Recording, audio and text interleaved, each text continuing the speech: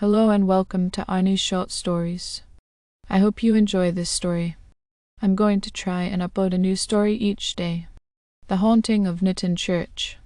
The Isle of Wight shimmered beneath the blanket of early autumn mist, its rolling hills and jagged cliffs cloaked in a ghostly pallor. Holly Arnold, a historian with a knack for uncovering the macabre, arrived in the sleepy village of Niton just as the sun dipped below the horizon. Her destination loomed ahead, St. John's Church, an ancient structure perched precariously close to the edge of a crumbling cliff. Its stone facade, weathered by centuries of wind and rain, bore the weight of untold secrets. Holly's research had brought her here. Rumors whispered of spirits trapped within the church walls, their mournful cries echoing in the dead of night. Villagers avoided the place after dark, claiming to hear footsteps that weren't their own, whispers in a language no one recognized, and the faint strains of a lamenting choir. Inside, the church was colder than the evening air. Candles on the altar flickered as though disturbed by an unseen breeze.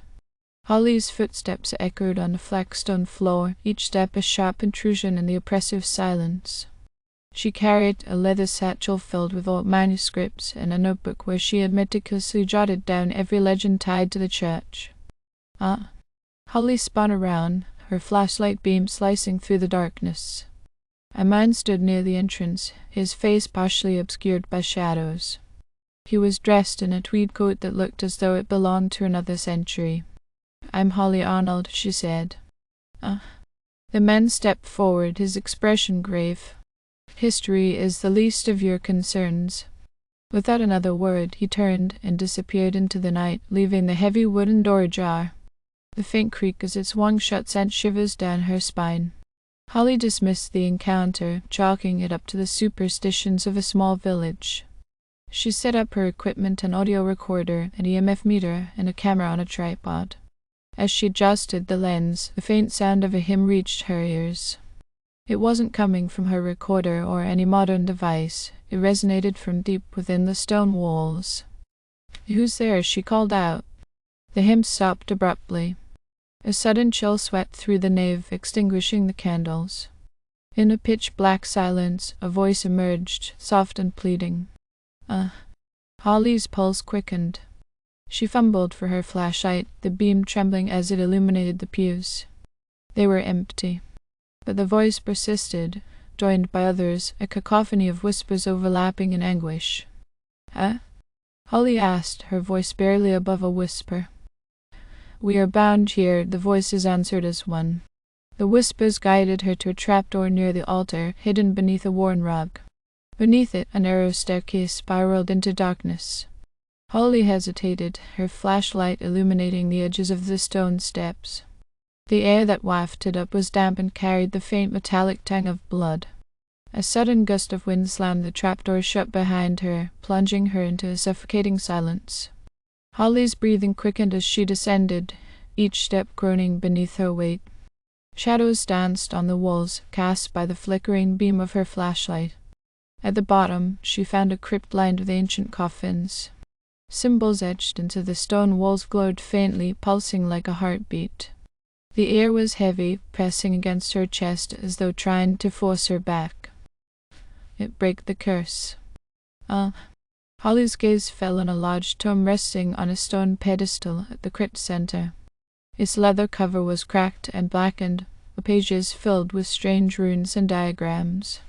She recognized it from her research, the Grimoire of Aelfric, a relic said to bind spirits to the mortal plane. "What must I do?" she asked.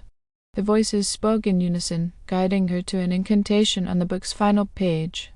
As Holly recited the ancient words, the air grew heavier, the symbols on the walls flaring to blinding brilliance. The ground beneath her trembled, cracks spreading like veins across the floor. A deafening wail erupted, the anguished cry of souls released from torment. Suddenly, a hand gripped her shoulder. Holly froze, unable to breathe.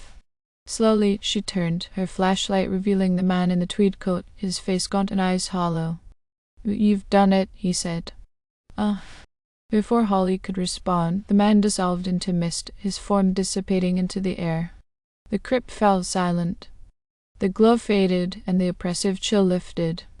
But as Holly ascended the stairs, a faint laughter echoed behind her, chilling her to the bone. Emerging into the church, she found it bathed in moonlight. It was no longer cold, the air felt lighter, the atmosphere serene. Yet the sense of unease lingered, clinging to her like a second skin.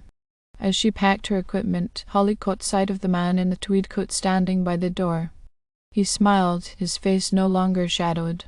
"Oh, thank you."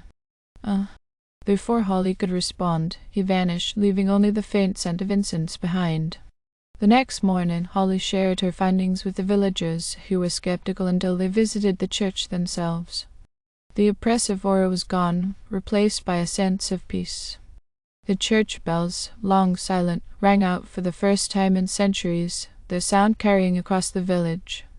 Yet, as Holly boarded the ferry to leave Niton, she couldn't shake the feeling that her work wasn't done. The grimoire of Aelfric rested in her satchel, its pages filled with mysteries she was only beginning to understand. In her dreams that night, the voices returned no longer pleading, but warning. Something had been released, and it was following her. Thank you for listening. I hope you enjoyed this story. Please don't forget to like, and even better, like and subscribe. Thank you very much, and I hope you have had or have a great day.